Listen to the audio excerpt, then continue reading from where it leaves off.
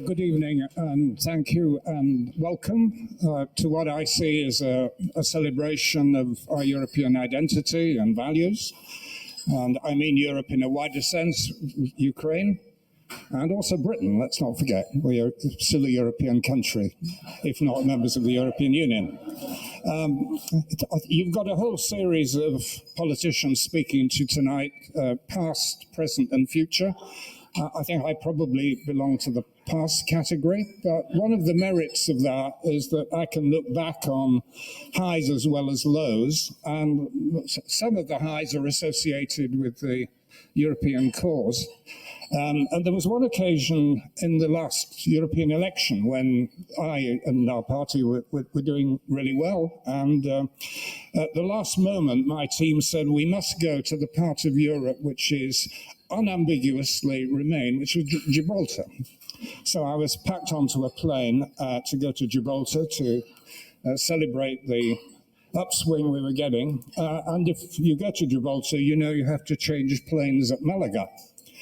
And in the transit, there was a very large group, I think about 50 young British women on a hen party who were quite well advanced in the sangria by the time I got there. And I appeared at the top of some steps, and they all turned around and screamed and cheered and head in my direction. And I thought, I finally made it.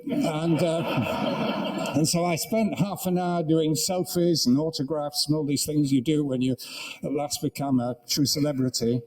And at the end of this session, I heard one of them turn to the other who say, well, who was that? And the reply came back, I think it was the weatherman. Anyway, suitably chastened, I went on with the campaign. I've been instructed to say something about economics and business, but it doesn't seem to me a terribly seminar-like event. So I'll just ask you to try and hold in your head a few numbers, 4, 14 and 10. 4 is 4%, which is the extent to which the British economy is now poorer as a result of leaving the European Union. 14% is the amount that Britain's trade has fallen as a result of leaving the European Union. And 10 is the 10% increase in the rate of inflation as a result of the checks that we were introduced 9 days ago for any foodstuffs coming into this country.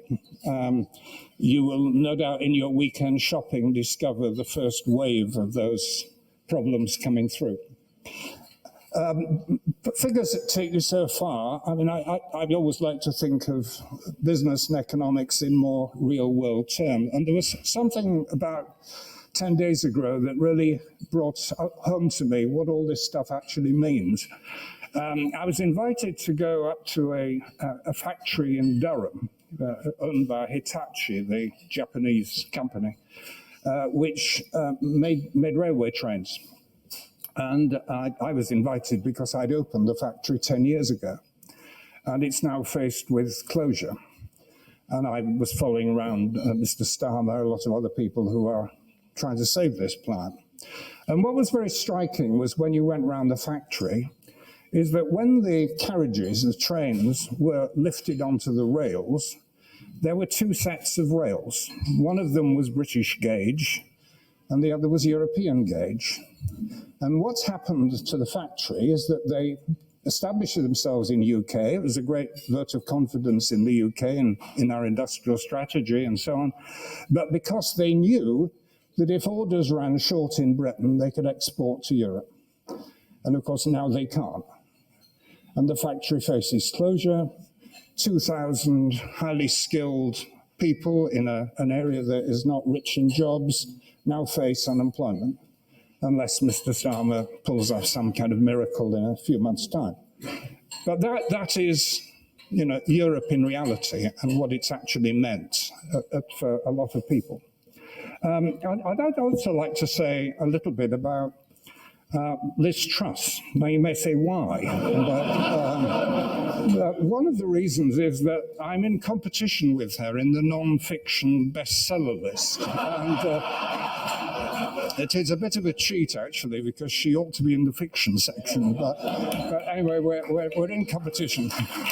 But those of you who actually seen this wonderful work, 10 Years to Save the West, will discover that the section on her contributions as Prime Minister are mercifully and appropriately short. But there's a very interesting section which is on her period as President of the Board of Trade, when she was given the task of delivering what was seen as being the major positive outcome of Brexit, which was trade negotiations with the big powers who could deliver benefits. And I think it's fair to say that had they got a trade agreement with the United States or China or India, or all three, it would have gone some way to offset at least part of the costs.